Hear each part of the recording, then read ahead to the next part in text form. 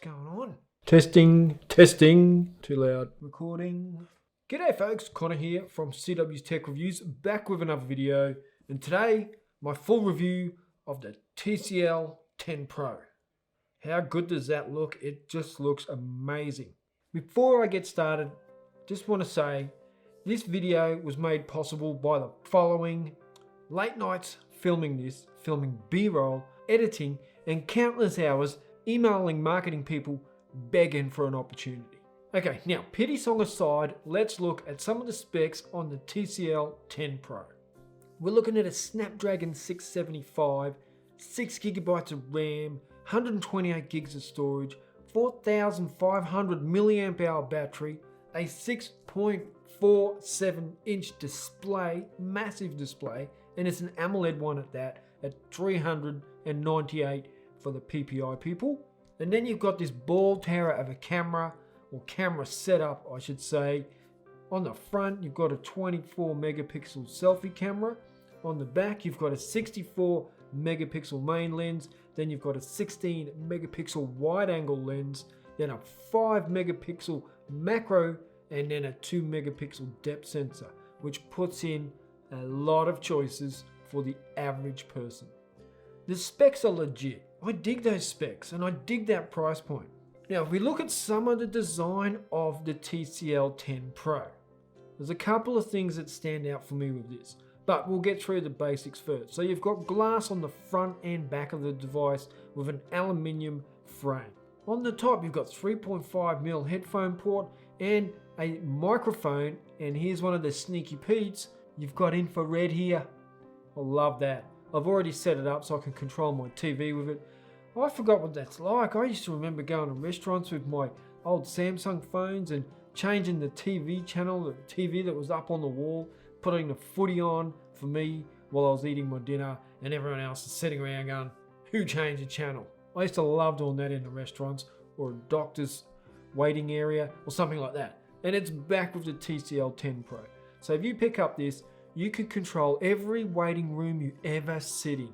Now the device does have a curved front display, which is borrowed from a previous time from another device and another manufacturer, but it looks good. The front and the back are actually both curved, and I really do like the way it sits in your hand, the way it feels. It doesn't feel like a 6.47 inch device. It's pretty easy to handle. On the right hand side you have your volume rocker and your power button, and on the left hand side you have this smart key, and you can program this to do whatever you want it to do. And not only just a single press on the smart key, you can program a double press and you can program a triple press. I've just got a program to do one thing, and that's to bring up my Google Assistant. Now it only has one speaker down the bottom, and I don't find it too bad. Look, you know you're missing out on a dual speaker setup for a phone and front facing speakers. You can tell, but it's not too bad and it does the job. And again, you're looking at that price point. It's hard to whack in every massive spec, and this is one of the areas where they might have saved a little bit of money but made everything else possible.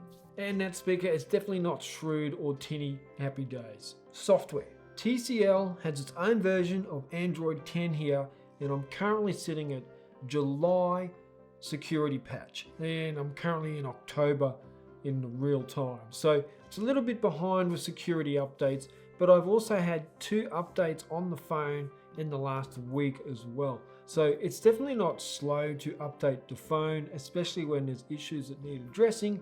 However, the security patches are a little bit behind. Not massively so, you know, there's only a few players that get them out on time every time, and that's one is Google, the other one is Samsung, and then everyone else sort of just does them when they feel like it. But it's early by nature. I mean, this is one of the first real phones from TCL. I mean, there's a bit of a history here with TCL and electronics, but it's early days for their software. I mean, you look at phones like LG and companies, I mean, look at this. LG has been around since before phones were phones. I mean, that is ancient. You know, and Samsung are quite similar, and some other brands that have gone away have been around for a long time as well. So when you think of this as one of their first devices, the software could be described as juvenile, but it's not bad in any way. In fact, it's quite similar to companies like Oppo or Realme. It's customizable, it works well, it's unique in its own way, and a couple of key areas: it is smooth and it is responsive. Now, when I go from the software, I go straight into talking about the performance, and I think the performance on this device is really solid.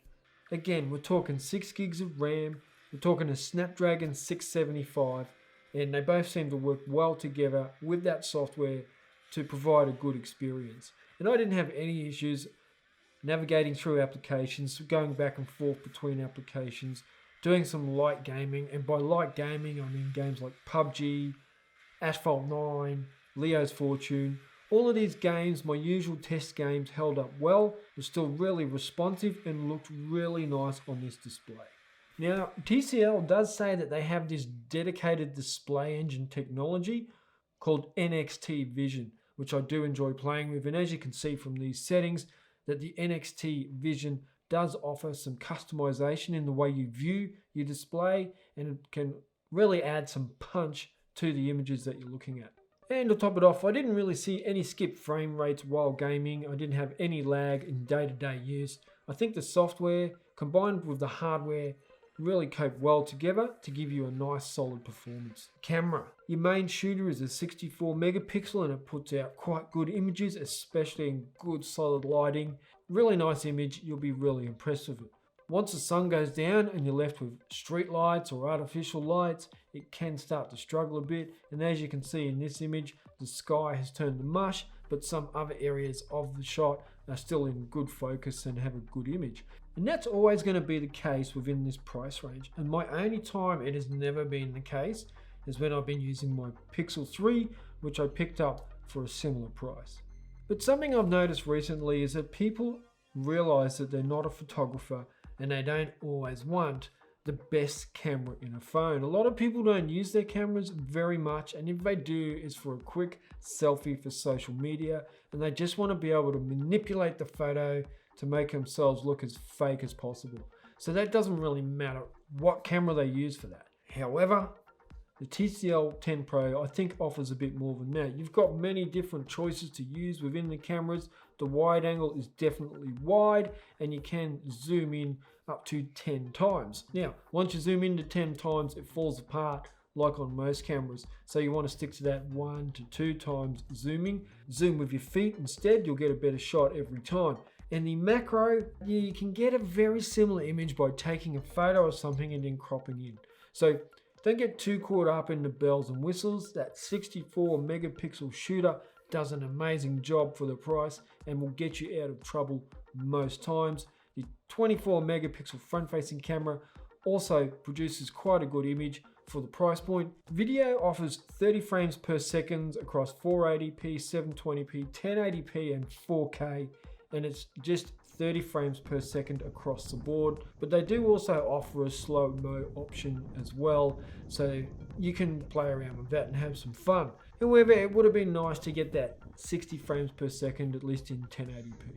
Overall, I think it's a little bit above average for the price point when it comes to the camera. I think you'll be quite pleasantly surprised with its performance, and it will get you out of trouble. If this is your budget, then you can get a really good camera with some really good specs.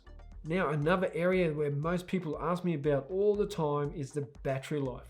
What's the battery life like? That's what I get all the time for all phones, and I can say that I honestly get a full 2 days use out of the TCL 10 Pro. Now, that's because the battery is quite large, but I also think it has a bit to do with the display and the way the software is optimized. I can just push it hard and I'll still get 2 days of use out of it. Now, if you're a light user, you will definitely get 3 days of use out of this. If you're a medium user, I'd say, 2 days is, you want to just get to the second day and put it on charge. And if you're a heavy user, you're going to scrape through to 2 days, maybe put it on charge after a day and a half. But definitely for my use, which is quite heavy use, I'm doing a lot of media consumption. I use it for work. I've got 2 jobs that I use it for. I use it for photography, videography, and gaming. I just push all my phones a fair bit, and it definitely held up. Battery life, 2 days. Now, how would I sum up the TCL 10 Pro And I'd have to say that the key word I'm looking at here is it's a workhorse. It's got that 6 gigs of RAM, it's got the Snapdragon 675, it's got the big battery, it's got the 5 lenses. This is a workhorse. It's going to get you through every day and you're going to be satisfied with it. This phone does not struggle with anything I throw at it. It just looks incredible. It definitely hits that sweet spot for being a mid-ranger. In this price point, you can choose from maybe 3 or 4 phones. And this is definitely in that mix of 3 or 4 phones you can choose from if that $700 to $800 price range is you. That's pretty much it, folks. Thanks for watching the video. I really appreciate it. The TCL 10 Pro should be considered. Thank you, TCL. Thank you everyone for watching, and I'll catch you in the next video. Check ya!